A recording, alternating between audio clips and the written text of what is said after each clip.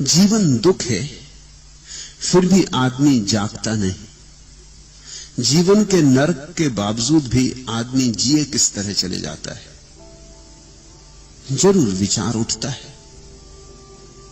इतना दुख है, बुद्ध पुरुष चिल्ला चिल्ला कर कहते, मकानों की मुनेर पर चढ़ के कहते कि दुख है, जीवन दुख है, जागो। लोग बुद्धों की सुन लेते, उनके चरणों पर 2 फूल भी चढ़ा देते कि महाराज ठीक ही कहते होगे, मगर अभी मैं जल्दी में हूं दुकान जाना, अभी मैं जल्दी में हूं चुनाव लड़ना, अभी मैं जल्दी में हूं विवाह करना। इस सब से निपट लूं, फिर कभी आऊंगा, निश्चिंत होकर जरूर आऊंगा, चरणों में बैठूंगा, सुनूंगी। आप कहते तो ठीक ही कहते होंगे, लेकिन तुम्हारी आंखें कहती हैं कि बुद्ध ठीक नहीं कह रहे, तुम्हारे प्राण कहते हैं कि बुद्ध ठीक नहीं कह रहे। तुम्हें अभी जीवन में आशा है, तुम सोचते हो कि हां, माना कि अब तक जीवन में दुख पाए, लेकिन कल भी पाऊंगा। ऐसी क्या अनिवार्यता है? कल चीजें बदल भी सकती। आज तक हारा, कल जीत भी सकता हूं।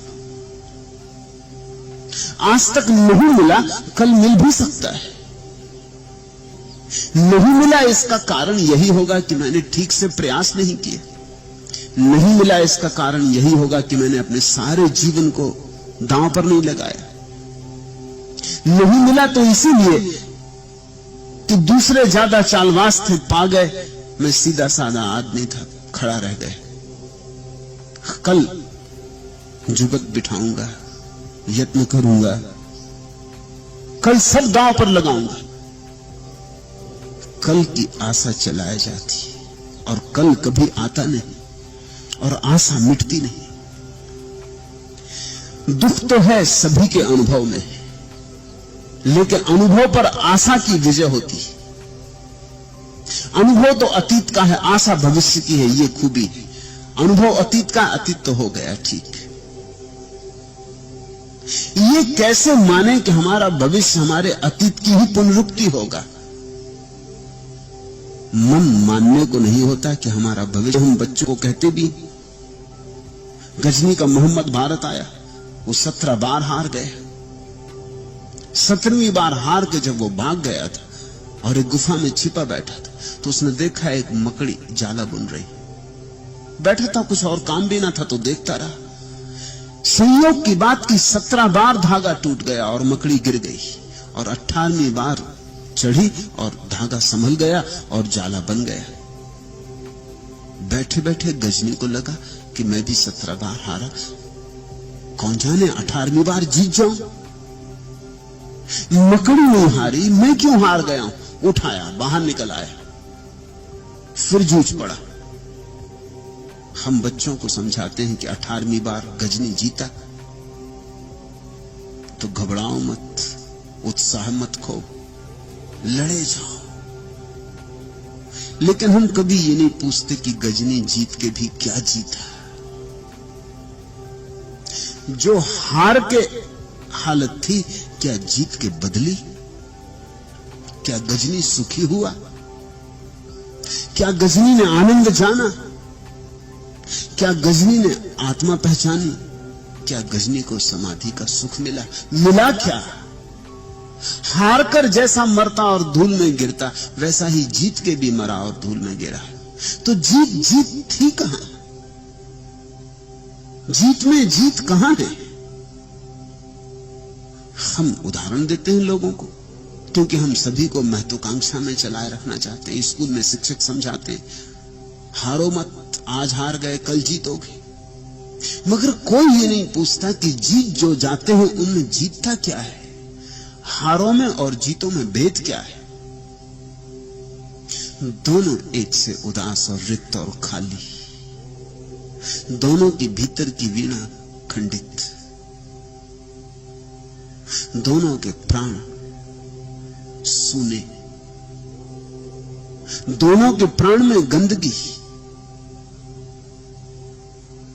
और अक्सर ऐसा हो जाता है कि जीते आदमी की हार हारे आदमी से ज्यादा होती। इसे थोड़ा समझना, क्योंकि हारे आदमी को अभी लगता है कि शायद जीत जाऊंगा, जीते आदमी को तो पक्का पता चल जाता है कि जीत के भी जीत होती नहीं।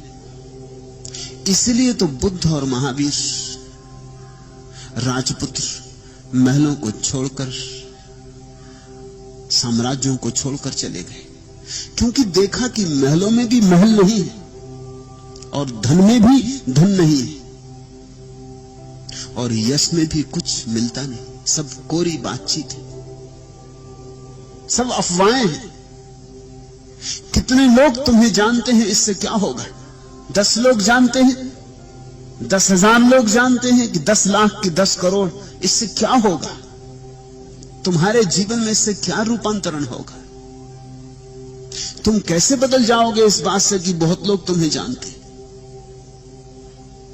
यश से भी क्या होता है? भीतर तो आदमी दरिद्र का दरिद्र, धन मिले तो दरिद्र, यश मिले तो दरिद्र, पद मिले तो दरिद्र। तुम जरा पद वालों की आंख में झांक के तो देखो, तुम जरा धनी की आत्मा को टटोल के तो देखो, तुम जिनको विजेता कहते हो जरा उनकी हार को तो देखो, किस बुरी तरह हार गए। लेकिन आशा है, 1 2 नहीं 26 दिए एक एक कर जलाए मैंने। एक दिया नाम का आजादी के, उसने जलते हुए ओंठों से कहा, चाहे जिस मुल्क से गेहूं मांगो, हाथ फैलाने की आजादी। एक दिया नाम का खुशहाली के, उसके जलते ही ये मालूम हुआ कितनी बदहाली है। पेट खाली है मेरा, जेब मेरी खाली। एक दिया नाम का यकजगती के, रोशनी उसकी जहां तक पहुंची, कौम को लड़ते झगड़ते देखा, मां के आंचल में है जितने पैबंद, सबको एक साथ उघड़ते देखा। दूर से बीबी ने झल्ला के कहा, तेल महंगा भी है, मिलता भी नहीं, क्यों दिए इतने जला रखे? अपने घर में न झरोखा न मुंडेर, ताक सपनों के सजा रखे। आया गुस्से का एक ऐसा झोंका, बुझ गए सारे दिए। हम अगर एक दिया नाम है जिसका उम्मीद झिलमिलाता ही चला जाता है। उम्मीद, आशा, कल्पना, आने वाला कल बीते कल से भिन्न होगा, जो आज तक नहीं हुआ कल होगा। ऐसी आशा को संजोए आदमी चलता जाता है। इसलिए दुख भी है और फिर भी आदमी जागता नहीं। एक दिया नाम जिसका उम्मीद, जितने जल्दी ये दिया बुझ जाए उतना अच्छा। जितने जल्दी तुम आशा के पार हो जाओ उतना अच्छा। मुझसे लोग सन्यास की परिभाषा पूछते, उनसे मैं कहता हूं आशा के जो पार हो गए। तुम थोड़ा चौंकोगे, अष्टावक्र ने भी यही परिभाषा की है। कहा है ज्ञानी वही जो निराशा से भर गया। निराशा, हम तो इस शब्द से ही डरते, ये शब्द ही हमें घबराता। निराशा, ये शब्द बड़ा बहुमूल्य है। निराशा, जिसकी अब कोई आशा नहीं, जिसने सब देख लिया, सब पहचान लिया, आशा का दिया जिसका बुझ गया, जिसकी आंख खुल गई और जिसने देखा कि यहां रेत ही रेत है, इस रेत से तेल निकाला ना जा सकेगा, यहां रेगिस्तान ही रेगिस्तान है, यहां कोई मरुद्यान नहीं, और जो दिखते थे मरुद्यान वे भी मेरी कल्पनाएं थी। जो ऐसा आशा के पार हो गया, तुम जिसको निराशा कहते हो वही मेरी निराशा नहीं, वही अष्टावक्र की निराशा नहीं। फर्क समझ लेना। तुम्हारा भाषा कोश और अष्टावक्र का भाषा कोश निश्चित ही अलग होने वाला है। तुम निराशा कब कहते हो? जब तुम्हारी कोई आशा टूटती तब निराशा कहते हो। अष्टावक्र कहते हैं जब सब आशाओं से मुक्ति हो गई तब निराशा।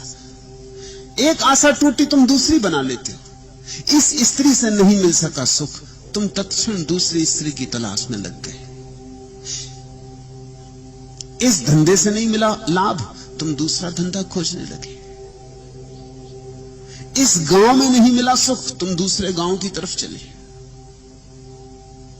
आशा एक तरफ टूटती है, तुम तत्क्षण दूसरी तरफ सजा लेते। दिया बुझ नहीं पाता है कि तुम दूसरा दिया जला लेते।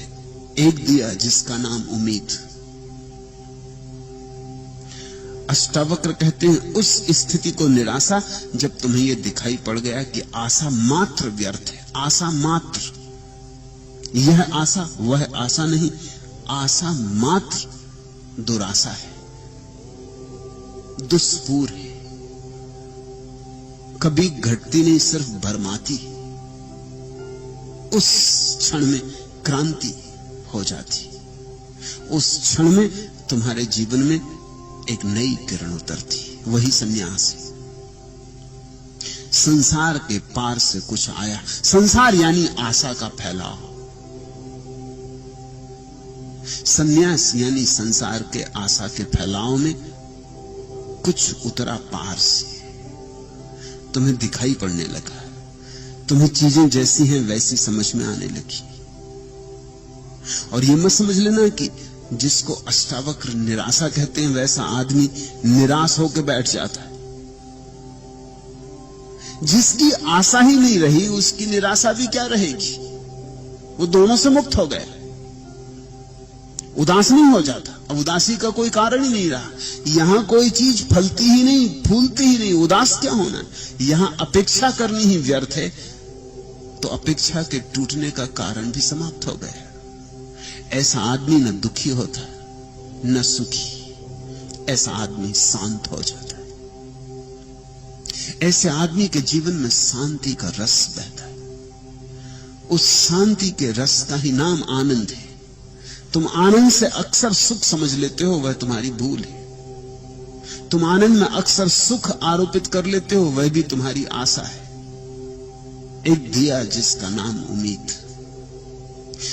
आनंद का अर्थ होता है शांति, परम शांति, न दुख रहा न सुख रहा, सब तरंगें सुख दुख की समाप्त हो गई, निस्तरंग हो गई चेतना। पूछा तुमने जीवन दुख है? तुम्हें नहीं दिखाई पड़ा है ऐसा अभी, ऐसा तुमने सुना बुद्धों को कहते कि जीवन दुख है। ये तुम्हारी अपनी प्रतीति नहीं, अपना साक्षात्कार नहीं, ये काम नहीं आएगा। ये उधार वचन तुम्हारी छाती में कांटा सा चुभेगा, फूल नहीं बनेगा। उधार वचन कांटे बन जाते, छाती में चुभते हैं, चुभाते हैं, घाव बनाते, लेकिन उनसे जीवन में आनंद की वर्षा नहीं होती। तुमने जाना जीवन दुख है कि तुमने सुना बुद्धों को कहते, कि तुमने मान लिया कि बुद्ध कहते तो ठीक ही कहते होंगे, क्यों कहेंगे गलत, जानकर कहा तो ठीक ही कहते होंगे। ये ऐसे ही है जैसे किसी ने मान लिया कि आग जलाती है क्योंकि और लोग कहते हैं कि आग जलाती। दूसरों का कहा हुआ कि आग जलाती है और अपना जाना हुआ कि आग जलाती, इसमें तुम्हें भेद दिखता है या नहीं? अपना जाना हुआ क्रांति कर देता है। तब आदमी कहते हैं दूध का जला छाछ भी फूंक फूंक के पीने लगता है। खुद जला हो, तुमने जाना कि जीवन दुख है, ये तुम्हारी पहचान, ये तुम्हारी प्रतिविज्ञा, ये तुम्हारी अनुभव संपदा।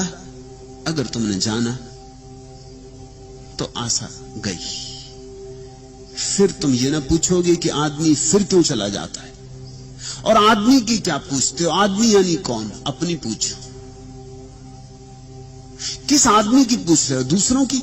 ये भ्रांति भी छोड़ो, दूसरों के लिए प्रश्न मत पूछो, दूसरों की दूसरे जाने। तुम्हारी चिंता इतनी ही बहुत कि तुम अपने प्रश्न हल कर लो, अपनी समस्याएं हल कर लो, दूसरों की कहां हल करने बैठोगे? तुम रुको, आदमी को चलने दो। यह आदमी कौन? इसका ना तो नाम, ना पता, ना ठिकाना, ये तो सिर्फ एक शब्द है आदमी। तुम्हें आदमी कभी मिला? नहीं, आदमी तुम्हें कभी नहीं मिला। आदमी मिलते हैं, आदमी कभी नहीं मिलता। राम मिलते हैं, कृष्ण मिलते हैं, बुद्ध मिलते हैं, हजार तरह के आदमी मिलते हैं, मगर आदमी कभी नहीं मिलता। आदमी तो केवल एक शब्द है, संज्ञा मात्र। यह आदमी तो चलता रहेगा जिसकी तुम बात कर रहे हो। जो जाग जाएंगे वे चुपचाप इस व्यर्थ के पागलपन से हट जाएंगे। जो जाग गए वे किनारे उतर गए, उन्होंने पगडंडियां पकड़ ली और प्रभु तक पहुंच गए। जो सोए हैं वो इस राजपथ पर, अंधेरे राजपथ पर भीड़ के साथ भेड़ों की भांति चलते रहेंगे। तुम इनकी चिंता मत करो, और तुम चाहो भी तो भी इन्हें इनके मार्ग से हटा नहीं सकते, और तुम्हें हक भी नहीं। अगर इन्होंने यही तय किया है कि यही इनका जीवन है, तो ये हकदार हैं कि ये इसी को जीवन माने और इसी भांति चले।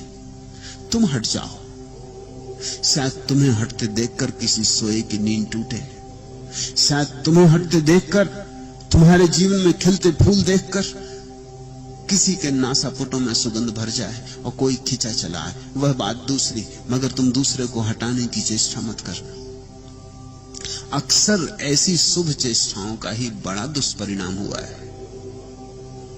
तुम जबरदस्ती लोगों को खींच लेते हो धर्म की तरफ, वो भागते संसार की तरफ, तुम खींचते धर्म की तरफ। इससे संसार के प्रति उनका विराग पैदा नहीं होता, सिर्फ तुम्हारे धर्म के प्रति खींच पैदा होती।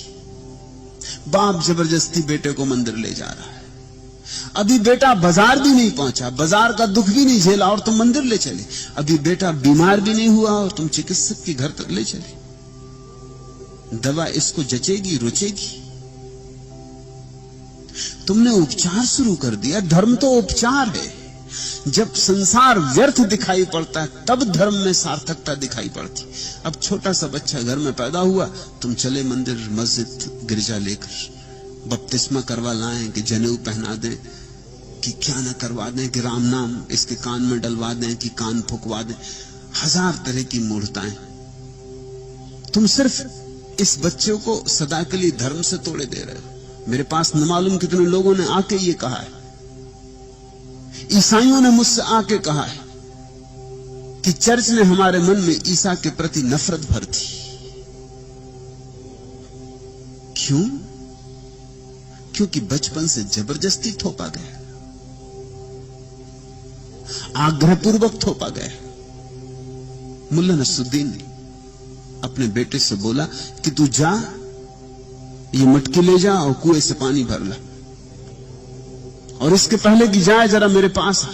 और जब वो उसके पास आया तो उसने जोर का तमाचा उस लड़के को मारा।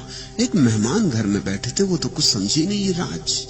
उन्होंने कहा भाई ये हद हो गई, अभी बेटे ने कोई कसूर भी नहीं किया, मैं घंटे भर से यहां बैठा हूं, ये चांटा किस बात का? मुल्ला ने कहा ये चांटा इस बात का कि घड़ा मत फोड़ना। मगर उसने कभी घड़ा इसने फोड़ा नहीं। मुल्ला ने कहा फिर फोड़ ही दे, फिर फायदा क्या? मगर अगर बेटे में थोड़ी भी प्राण होंगे तो जरूर फोड़ के आएगा, फोड़ना ही पड़ेगा। अगर बेटा बिल्कुल गोबर गणेश हो तो बात अलग, नहीं तो बेटा निश्चित जाके इस घड़े को फोड़ देगा कुएं पर। ये तो हद हो गई। अभी घड़ा फोड़ा नहीं और सजा मिल गई, अभी बीमारी न थी और दवा मिल गई। तुम्हारे मंदिर मस्जिद तुम्हारे मन में धर्म के प्रति आदर पैदा नहीं कर पाते, अनादर पैदा करवाते। मंदिर और मस्जिद तो किसी को खोजते हुए जाना पड़ता है, बड़ी लालसा से, बड़ी अभीप्सा से। मंदिर और मस्जिद को तो टटोलना पड़ता है, सरक सरक कर। जीवन के अनेक अनेक कष्ट और कांटों को झेलकर मंदिर का फूल दिखाई पड़ता है, नहीं तो नहीं दिखाई पड़ता। जीवन के अंधेरे में खूब भोग कर भुक्त भोगी को ही मंदिर का दिया जलता हुआ दिखाई पड़ता है। जिसने जीवन का अंधकार नहीं देखा उसको तुम मंदिर के दिए की तरफ ले चले। जिसने अंधकार नहीं जाना उसे प्रकाश का अनुभव कैसे होगा? तो मैं तुमसे कहना चाहता हूं कि तुम्हें अगर जीवन में दुख दिखाई पड़ गया है तो तुम फिक्र छोड़ो औरों की, तुम उतरो, तुम डुबकी लो, तुम आशा का जाल तोड़ो, तुम जागो। बस वही एक दिया तुम्हें बुझाना होगा, और उस एक दिए के बुझाते ही सूरज निकल आएगा। एक दिया नाम जिसका उम्मीद।